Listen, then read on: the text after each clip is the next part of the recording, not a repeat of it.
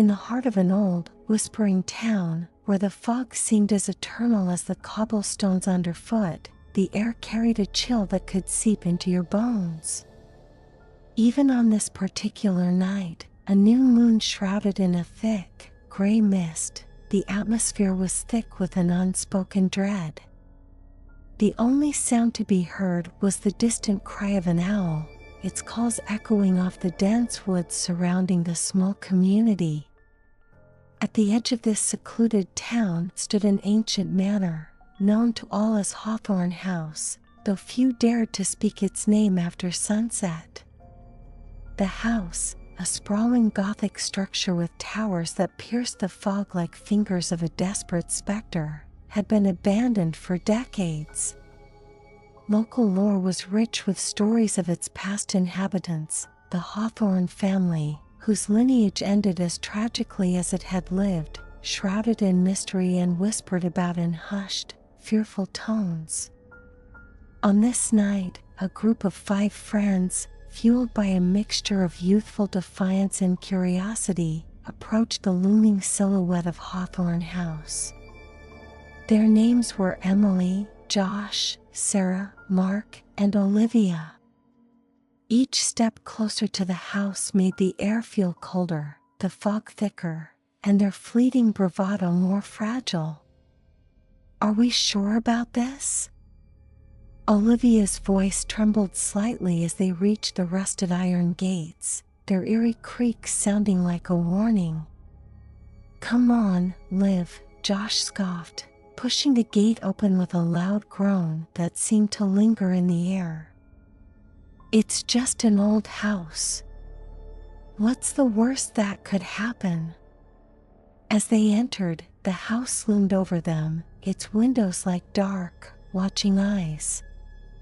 The front door was slightly ajar, swinging gently in the wind with an ominous squeak. The group exchanged nervous glances, but pushed forward, led by Mark, who always fancied himself the brave one. Inside, their flashlights cut through the darkness, revealing layers of dust and decay. The air was stale, heavy with the scent of mold and something faintly metallic. Each room they entered told a story of grandeur fallen into ruin. Portraits hung crooked on the walls, their faces obscured by age, and grand chandeliers lay shattered on the floor, their crystals catching the flashlight beams and casting eerie shadows. As they delved deeper into the house, the atmosphere tensed palpably. Whispers seemed to echo through the halls, though whether they were carried by the wind or something more sinister, none could tell. "I don't like this," Sarah muttered, her voice barely above a whisper. "It feels like we're being watched." "It's just your imagination," Emily replied, though her voice lacked conviction. They reached a heavy wooden door at the end of a long corridor. Mark reached out, his hand hesitating on the cold metal doorknob. With a deep breath, he pushed the door open. The room beyond was unlike any other in the house. It was a library, vast and filled with rows upon rows of ancient books. In the center stood a large table, atop which lay a dusty tome, its cover embossed with strange symbols. Josh, ever curious, approached the table, wiping a layer of dust off the book. "Hey, check this out," he called, flipping through the pages. The text was written in a language none of them recognized, filled with bizarre diagrams and illustrations. Suddenly, the air grew colder, and the faint, undeniable sound of a child giggling echoed through the room. The group froze, their hearts pounding in their chests. "Did you guys hear that?" Olivia asked, her voice barely a whisper. Before anyone could respond, a loud bang echoed from somewhere above them. Instinctively, they all looked up just in time to see the chandelier in the room begin to sway gently. Another giggle, louder this time, and closer. The lights in their flashlights flickered as if struggling against an unseen force. "This isn't funny anymore," Sarah said, backing toward the door. "We need to leave, now." But as they turned to leave, the door they had entered through slammed shut with a thunderous bang. They tried to open it, but it wouldn't budge. "Okay, calm down, everyone," Mark said, trying to maintain control. "Let's just find another way out." But his voice was tinged with fear, betraying his calm demeanor. They decided to head upstairs, hoping to find a window or another exit. As they ascended the creaking staircase, the temperature dropped even further, their breaths visible in the icy air. The house seemed to groan around them, the very walls whispering secrets in a language of groans and creaks. Reaching the top of the stairs, they found themselves in a long hallway. At the end, a single door stood slightly open, a faint light emanating from within. As they approached, the sounds of whispers grew louder, a cacophony of voices that filled the air with a palpable sense of urgency and dread.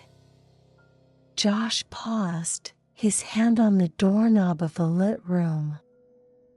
"Are we sure about this?" Before anyone could answer, the door swung open on its own, revealing a room bathed in a dim, red light.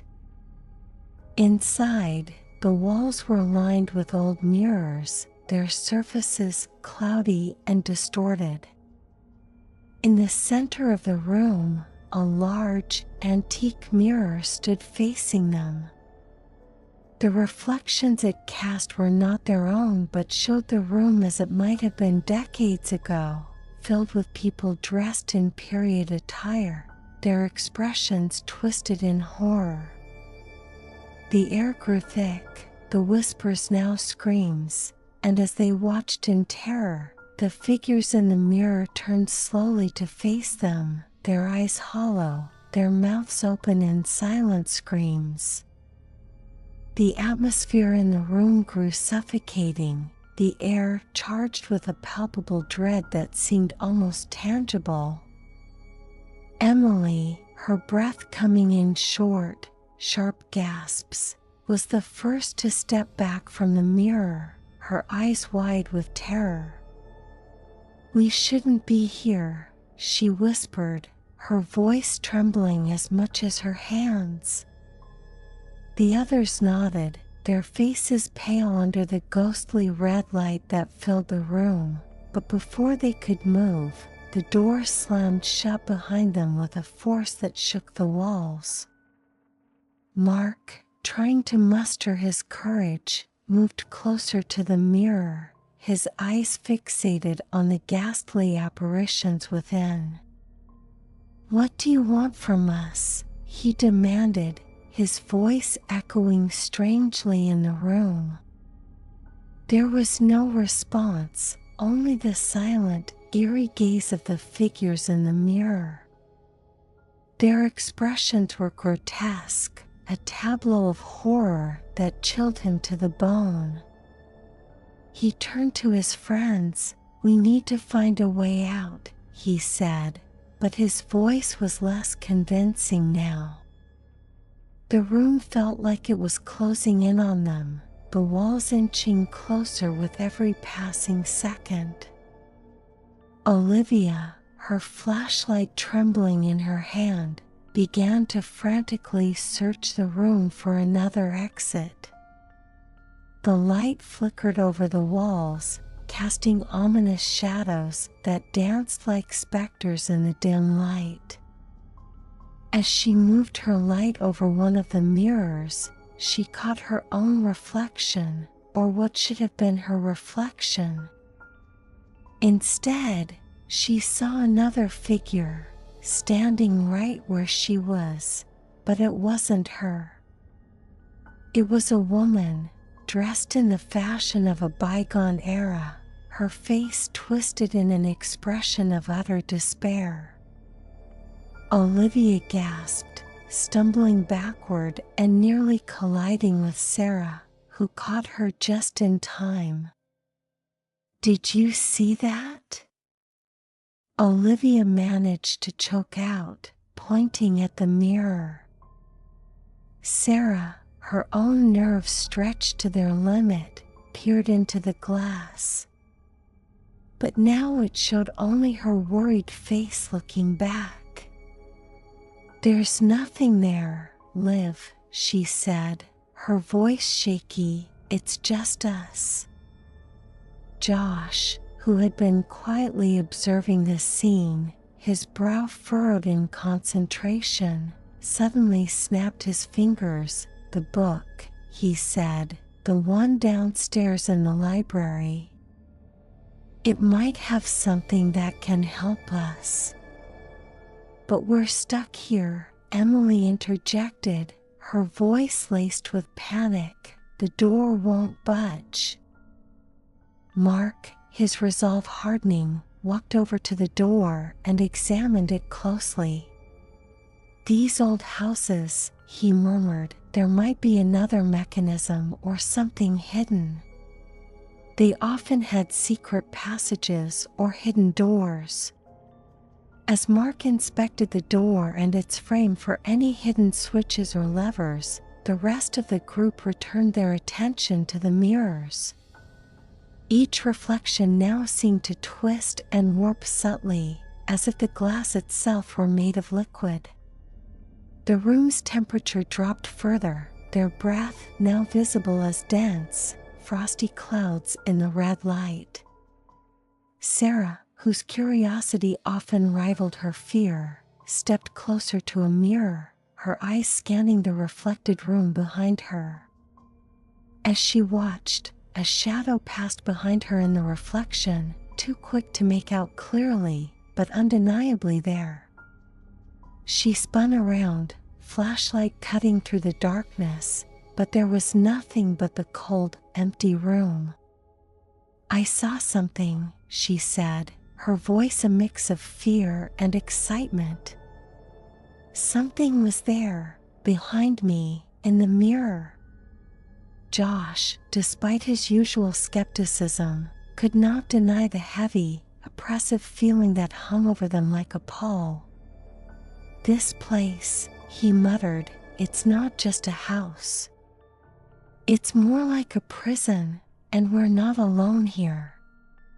Meanwhile, Mark had discovered a small, almost imperceptible crack along the door's frame.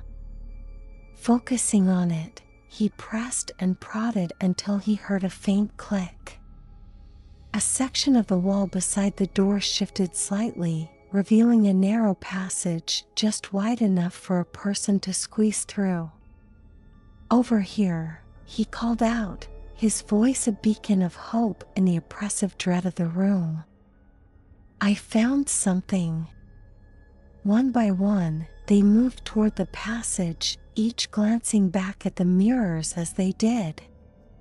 The figures within them watched silently, their eyes following the group's every move, until they were out of sight. The passage was tight and dark, only the beam of their flashlights guiding them. Cobwebs brushed their faces, and the air was musty with disuse. They moved in single file, the close walls making them feel as though they were being swallowed by the earth itself. The passage twisted and turned, a labyrinthine descent that seemed to burrow deeper into the house's dark heart. Every step forward was reluctant, the unknown of the path ahead a terrifying prospect, yet each step back toward the room with the mirrors was equally unthinkable. As they progressed, the air grew colder, and a soft whispering seemed to fill the passage. It was indistinct, a chorus of voices so soft as to be almost imagined. "Can you hear that?" Emily asked, stopping abruptly. The others listened, the sound almost seeming to be a part of the wind that somehow moved through the underground passage. "Yes," Olivia whispered back, "it's like they're talking to us." But the words were elusive, slipping away just as they seemed about to form into something comprehensible. The group continued, driven by a mixture of fear and an unspoken agreement that whatever lay at the end of this passage had to be better than the room they had fled. But as they would soon discover, some rooms are not left by mere chance, and some doors, once opened, can lead to places darker than the night outside. The passage seemed to stretch endlessly before them, its confines pressing closer with each step they took, the air thick with the scent of damp earth and old stone. Every now and then, a drop of water would fall from the ceiling, its sound startlingly loud in the oppressive silence that enveloped them. Their flashlights cast long shadows on the walls, shadows that seemed to twitch and writhe as if they had a life of their own. The further they went, the stronger the feeling of unease became, gripping their hearts with icy fingers. Sarah, her mind racing with every possible horror that might be waiting for them in the darkness, whispered, "What if this passage doesn't lead out but deeper into something worse?" Her voice trembled, barely audible over the sound of their hurried footsteps. "Then we turn back," Josh replied, his voice firm despite the fear that knotted his stomach. But as they moved forward, the notion of turning back seemed increasingly impossible. The way behind them felt just as fraught with danger as the path ahead.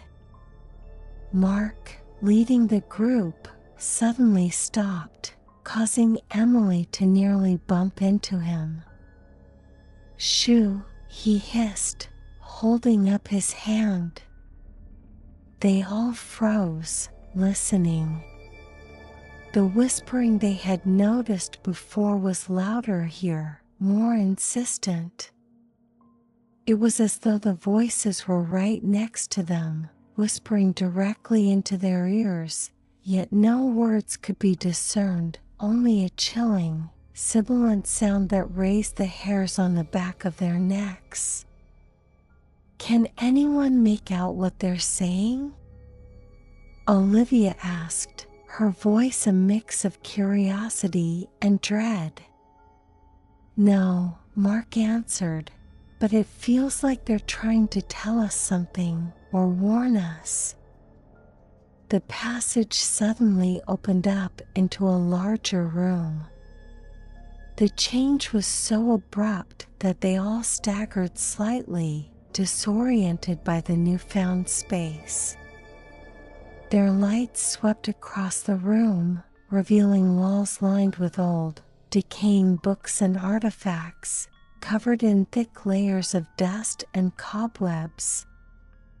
In the center of the room stood a large stone pedestal, on which rested a single, thick book, its cover bound in what appeared to be leather, but with a texture and color that made the skin crawl just to look at it.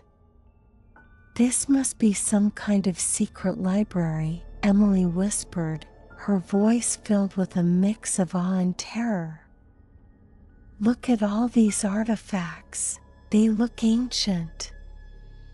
Josh approached the pedestal, drawn by a mixture of fear and fascination. As he neared the book, the whispering increased in volume, becoming a cacophony of voices that seemed to push and pull at him. Tentatively, he reached out a hand towards the book. The moment his fingers brushed the cover, the room grew colder, the air around them charged with a palpable sense of foreboding. "Josh, be careful," Sarah exclaimed, her concern evident even as her own curiosity drew her closer. He opened the book to a random page. The text was written in a strange script, glowing faintly in the beam of his flashlight. As he traced the lines with his finger, trying to make sense of the symbols, the voices crescendoed to a deafening roar in their heads. Then, just as suddenly, silence fell. The sudden absence of sound was more terrifying than the voices had been. They all looked around, their breaths coming in sharp, ragged gasps, as they waited for something, anything, to happen. "What did you do, Josh?" Mark asked, his voice low and tense. I don't know," Josh replied, his face pale. "I just touched it, and..." Before he could finish, the ground beneath them began to tremble. Dust and small stones fell from the ceiling as the room shook violently.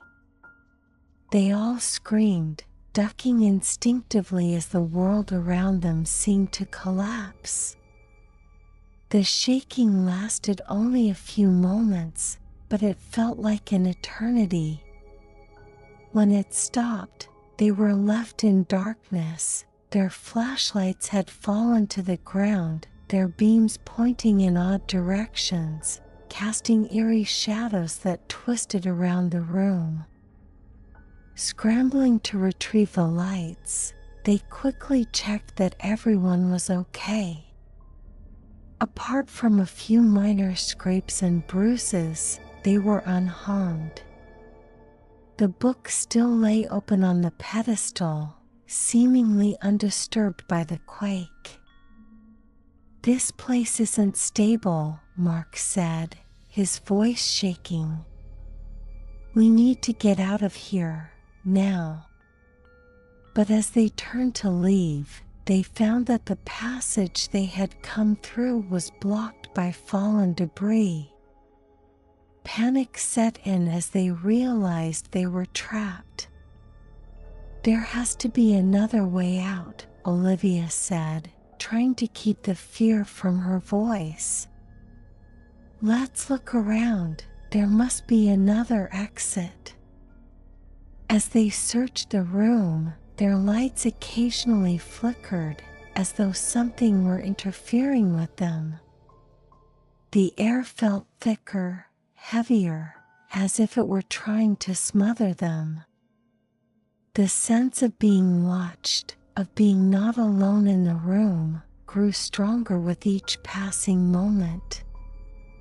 They moved through the room, examining every wall, every shadow, hoping to find a passage or a door that would lead them to safety.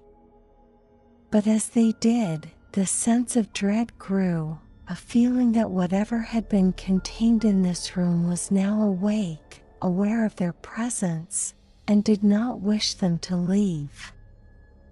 As they continued their desperate search for an exit, the shadows in the room seemed to grow denser, almost palpable in their darkness. The flickering of their flashlights added to the sense of disorientation, casting grotesque shapes that danced along the ancient walls. Every so often, a book would fall from a shelf with a soft thud, adding to the chorus of eerie sounds that filled the air. The room, now alive with a menacing energy, seemed to close in on them, the atmosphere charged with a foreboding that was almost tangible. "Over here," Sarah suddenly whispered, her voice a thread of sound in the oppressive silence. She was standing by a far wall, her flashlight illuminating what appeared to be a narrow crevice between two bookshelves. It was not much, barely a crack, but it was the only feature in the room they hadn't examined yet. Quickly, the group gathered around her, their hearts pounding with a mixture of hope and fear. Mark, being the bravest among them, pushed at the shelves, but they were solid, unyielding. "It's no use," he said, his voice strained with effort. "They won't budge." "Let me try something," Olivia suggested, taking a step forward. She placed her hands on the bookshelf and closed her eyes, concentrating. The others watched, uncertain but too desperate to dismiss any possibility. For a moment, nothing happened. Then, inexplicably, the shelf began to tremble. Dust motes swirled around as the heavy wood groaned and creaked, and slowly, almost imperceptibly, it started to move. "How are you doing that?" Emily gasped, her eyes wide with disbelief. "I don't know," Olivia replied, her voice shaky. "I just knew I had to try." As the shelf moved, it revealed a narrow passage, dark and unwelcoming, but a passage nonetheless. It was barely wide enough for them to pass one at a time, and it plunged into darkness deeper than any they had yet encountered. "Should we go through?" Josh asked, peering into the blackness with a frown. "It looks like it could collapse at any moment." "We don't have much choice," Mark pointed out, his flashlight beam playing nervously along the length of the passage. "It's this or stay here and—" "I don't even want to think about what might happen if we stay." One by one, they entered the passage, the air growing colder as they left the room behind. The passage was not long, but every step was fraught with danger. The walls seemed unstable, small stones and dust falling with every vibration caused by their movements. They moved slowly, carefully, their breaths loud in the confined space. Eventually, the passage opened into another room. This one was circular, the walls lined with more shelves filled with books and strange artifacts. In the center of the room stood a pedestal, much like the one in the previous room, but atop this one sat an orb, glowing faintly with an inner light that pulsed rhythmically, like the beating of a heart. The sight of it sent a shiver through them. The orb's glow illuminated the room with a soft, eerie light, casting long shadows that twisted and writhed like living things. "What is that?" Emily whispered, her voice tinged with fear. "I don't know," Sarah replied, "but it's beautiful." "It's dangerous," Josh said sharply. "Everything in this house has been a trap so far. Why should this be any different?" Despite his warning, they found themselves drawn to the orb, its pulsing light hypnotic. They circled it warily, each afraid to be the first to reach out and touch it. As they stood there, the air in the room began to change. The oppressive heaviness lifted slightly, replaced by a tingling sensation that danced across their skin. Whispering voices filled the air once more, louder now, and though they still could not understand the words, there was an urgency to them that was impossible to ignore. The room began to brighten, the light from the orb growing stronger, more insistent. It pulsed faster and faster, until it was almost blinding. They shielded their eyes with their hands, backing away from the intense light. And then, without warning, the light exploded outward in a silent blast, enveloping them in brightness. They cried out, turning away, but it was impossible to escape the light. When it finally faded, they found themselves standing in a different part of the house. The room they were in now was vast, far larger than any they had seen before. It was a grand ballroom, with high ceilings and crystal chandeliers that hung motionless from above.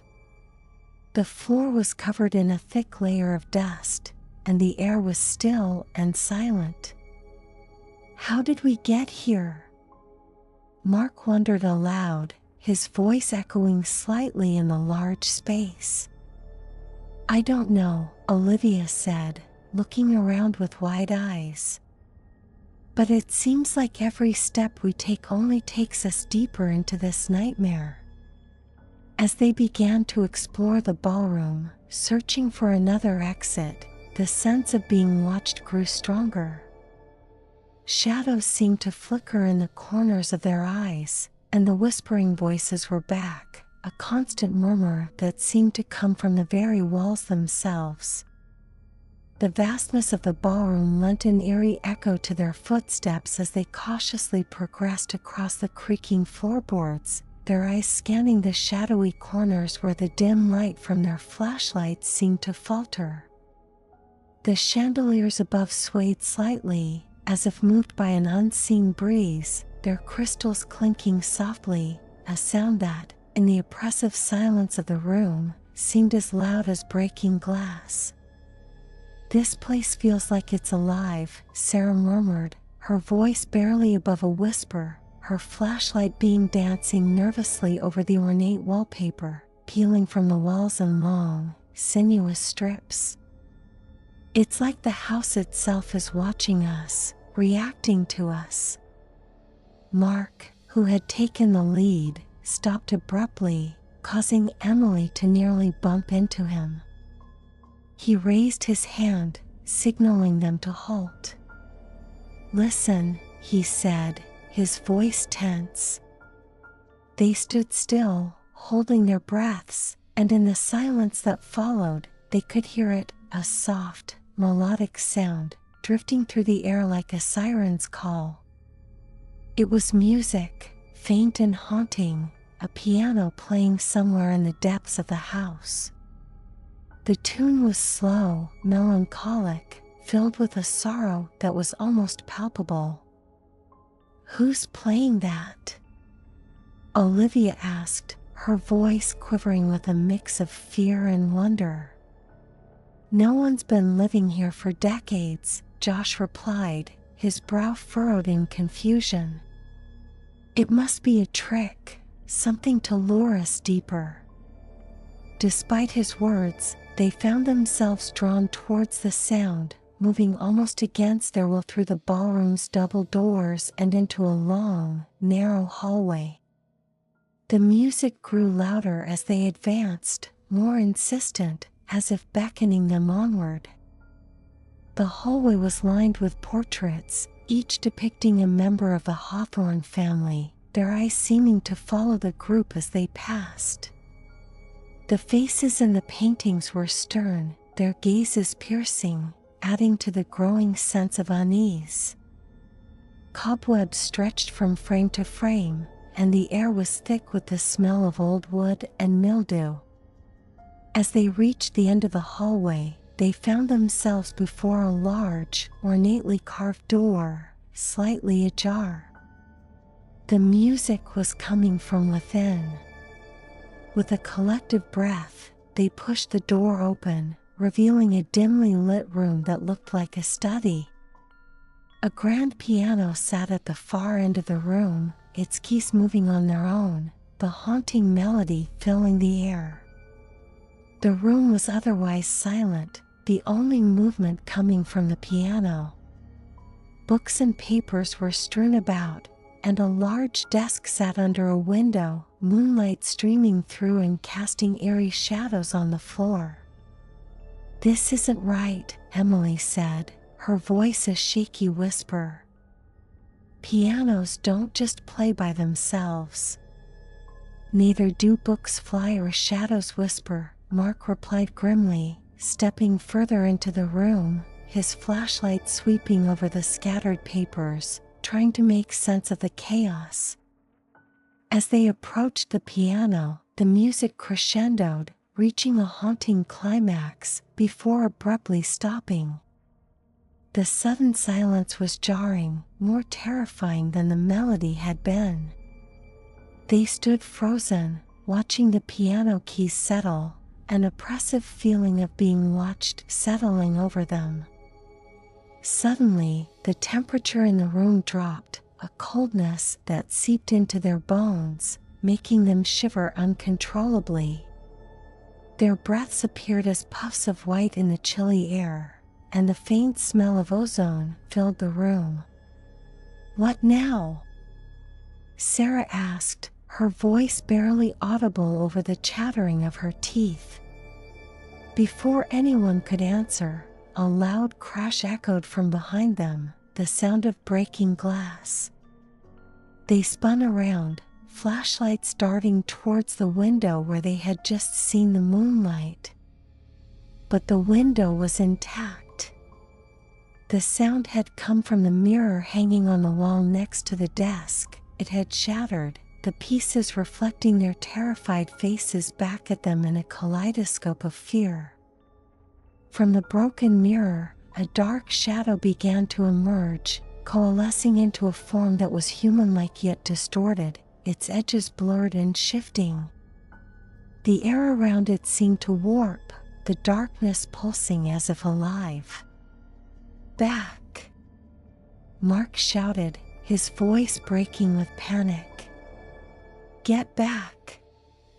They retreated from the study, stumbling over each other as they rushed back into the hallway, the door slamming shut behind them with a force that rattled the walls. The sound of the piano started again, louder now, more frantic, as if angered by their retreat. They ran down the hallway, the portraits on the walls seeming to watch them with glee, their eyes gleaming in the flashlight beams. The music followed them, notes discordant, jarring, filling the corridor with sound until it was all they could hear, drowning out their own cries of fear. The group hurried through the twisting corridors of Hawthorne House, their hearts pounding in their chests as the discordant piano music seemed to pursue them, a relentless auditory specter that was both inescapable and foreboding. Every corner they turned revealed more of the mansion's endless, dark hallways, each adorned with more faded portraits and decaying opulence, each stretch more menacing than the last. The shadows cast by their jittery flashlight beams appeared almost to stretch out towards them, as if the darkness itself was alive, reaching for them with cold, insubstantial fingers.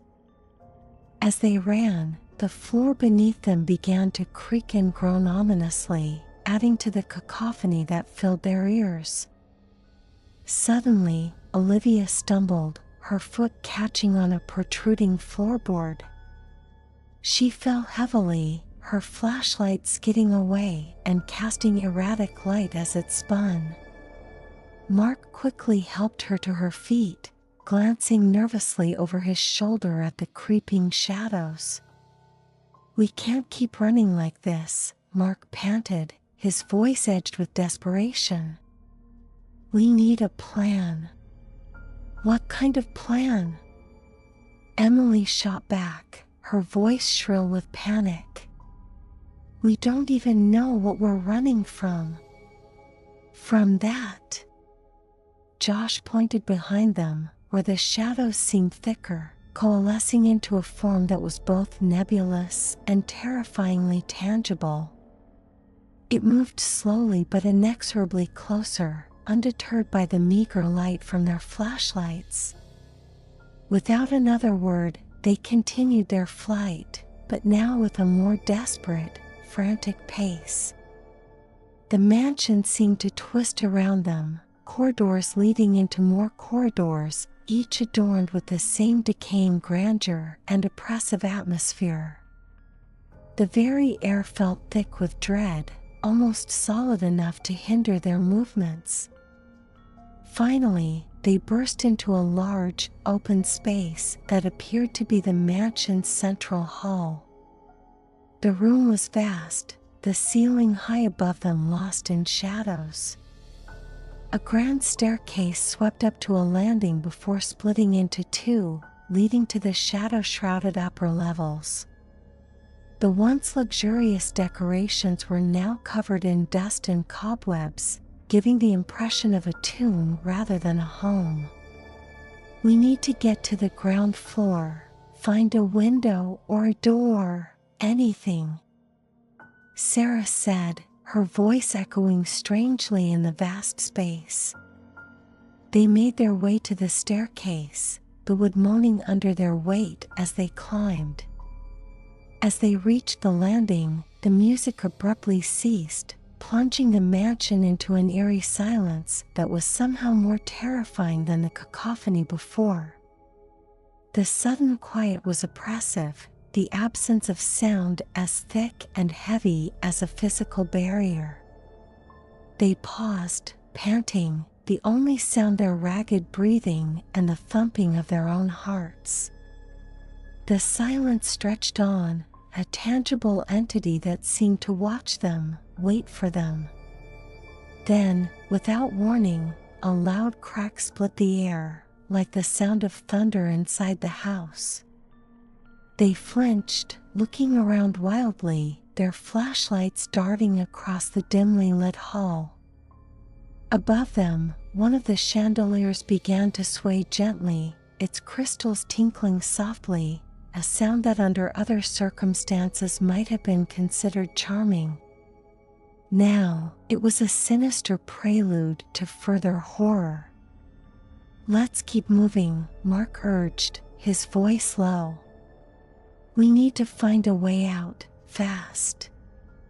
They descended the staircase to the ground floor, their footsteps echoing ominously. The lower hall was lined with doors, each one closed and looming ominously. They tried each in turn, but all were locked or jammed, refusing to give way.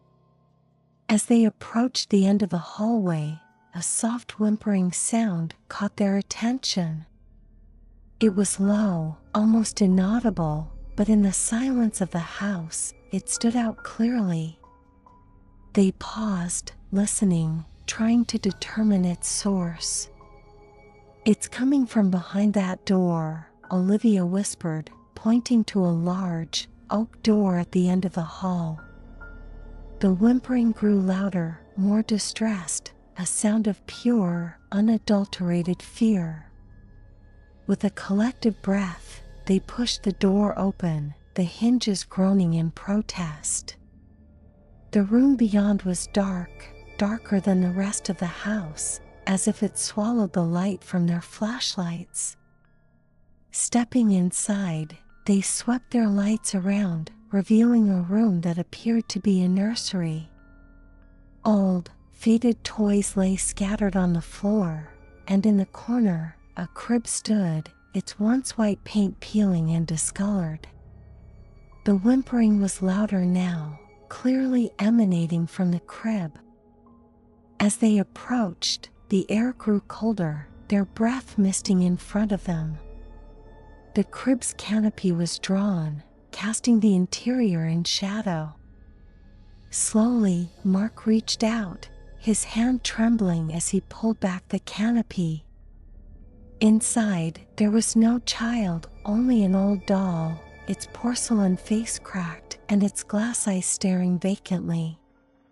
Yet the whimpering continued, as if the doll itself was crying, lost in eternal sorrow. They recoiled, the sound chilling them to their cores. Then, as they turned to leave, the door slammed shut with a deafening bang, trapping them inside the nursery of whispers and shadows. Trapped within the nursery, the air thick with a palpable sense of dread, the group stared at the door, its sudden closure a stark reminder of their confinement within the haunted confines of Hawthorne House. The room, filled with the echoes of a child's whimpering, held a suffocating aura of sorrow and despair. The doll, with its cracked porcelain face, seemed almost to be the source of these lamentations, its glassy eyes reflecting not just their flashlight beams, but seemingly their own fear. "Something's not right with this," Emily whispered, her voice barely audible above the soft, continuous whimpering. It's like the sadness is seeping out from everything in here." Mark, taking a deep breath, stepped forward, determined to uncover more about the unnerving toy. "We need to find out what's happening here," he said, his words a mix of resolve and fear. He gingerly picked up the doll, examining it under the beam of his flashlight. The closer he looked, the more he felt an overwhelming sense of grief, as if the doll were imbued with the emotions of its last, long-gone owner. Suddenly, the room grew colder, and a light flickered in the corner, drawing their attention to a small, rocking chair that began to creak back and forth, as though compelled by an unseen occupant. The whimpering escalated into a soft sobbing, filling the room with its heartbreaking sound. "We have to leave now," Josh said, his voice urgent, his gaze fixed on the slowly rocking chair. This isn't just haunted, it's cursed." But as they turned towards the door to leave, the sound of the piano resumed, its melody slow, more deliberate than before. It seemed to resonate with the sobbing, intertwining with the ghostly cries to create a symphony of sorrow that echoed through the hallways. "This house is trying to tell us something," Sarah said, her tone a mix of fascination and fear. "Every room, every object has a story, a tragedy tied to the Hawthorne family." Determined to find a resolution, and perhaps a way to appease the spirits they had so clearly disturbed, they ventured back into the hall, following the sound of the piano. The melody guided them, as if the player, unseen and otherworldly, knew of their quest for answers and sought to lead them. As they approached the grand ballroom where the piano resided, the doors swung open silently before them, as though welcoming them back. Inside, the grand piano played by itself, the keys moving with an eerie grace. The room was bathed in moonlight, streaming in through tall, arched windows, casting long shadows across the dust-covered floor. The music swelled as they entered, a hauntingly beautiful piece that seemed to weave around them, pulling at the threads of their fears and sadness. On the piano, a single, aged piece of sheet music fluttered slightly, as if disturbed by a breeze that passed through the room. Olivia approached it slowly, her hand trembling as she reached out to steady the sheet. The title was faded, but still legible, "Melody of the Lost."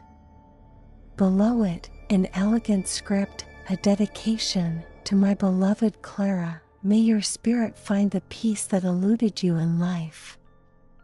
"It's a message," Olivia murmured, her eyes scanning the room, half expecting to see the ghostly figure of Clara Hawthorne seated at the piano. The music, the doll, everything, it's about her, about what happened here. As they stood there, absorbing the gravity of their discovery, the air shifted, the temperature slowly rising, the oppressive atmosphere lifting. The sobbing ceased, replaced by a final, fading note that seemed to linger in the air before dissipating entirely. Feeling a newfound resolve, they knew what they needed to do. "We need to finish this," Mark said. "We need to play the melody, complete the cycle." With hesitant hands, Emily took her place at the piano, her fingers resting on the keys that had just recently played of their own accord. Taking a deep breath, she began to play Melody of the Lost, her movements tentative at first, then growing more confident as the hauntingly beautiful melody filled the room. As she played, the air around them seemed to shimmer, the shadows dancing in time with the music. A sense of peace began to permeate the room, a stark contrast to the fear and dread that had dominated before. As Emily's fingers danced across the keys, releasing the mournful but beautiful notes of Melody of the Lost into the air, a palpable change swept through the grand ballroom. The once oppressive shadows receded, retreating to the edges of the room as if cowed by the purity of the music. Her friends watched, breathless, as a soft, ethereal light began to fill the space, casting a gentle glow that seemed to pulse in time with the melody. The air around them grew warmer, and the sense of dread that had haunted their every step began to dissipate. It was as if the house itself was breathing a sigh of relief, the long-held breath of sorrow finally being released. The piano's tone was clear and resonant, each note lingering in the air like a promise. As the final notes of the melody played, the silhouette of a woman appeared near the piano. She was dressed in a flowing gown that rippled as if caught in a gentle breeze, her features soft and sorrowful yet beautiful. It was Clara, her presence no longer bound by the tragedy that had kept her spirit tethered to the earthly realm. Clara's apparition approached Emily, who stopped playing and withdrew her hands from the keys, her eyes wide with awe. The ghost of Clara gave a small, grateful smile, her eyes reflecting a depth of emotion that no words could capture. She turned to look at each of the friends, her gaze lingering as if to memorize their faces, to thank them for their part in her release. "Thank you." Clara's voice was a whisper, barely audible above the whisper of the wind outside, yet it filled the room with a warmth that was almost tangible. "For listening, for understanding, for freeing me." With those words, Clara's figure slowly faded, her form dissolving into the air, leaving behind a trail of shimmering light that lingered for a moment before disappearing. The oppressive atmosphere of the house was gone, replaced by a serene calm that felt both uplifting and bittersweet. The group stood in silence, overwhelmed by the encounter. The house around them felt fundamentally changed. The dark, menacing energy that had pervaded it was gone, replaced by a peaceful stillness that felt both comforting and solemn. "Let's go," Josh finally said, his voice soft but clear. They nodded, moving together towards the entrance of the ballroom. As they walked, the house seemed to acknowledge their departure, the lights flickering gently as if bidding them farewell. When they reached the outside, the early morning light was just beginning to touch the horizon, the darkness of the night receding before the promise of a new day. They looked back at the house once more, seeing it not as the haunted, fearsome place they had entered, but as a solemn monument to the past, its peace finally restored.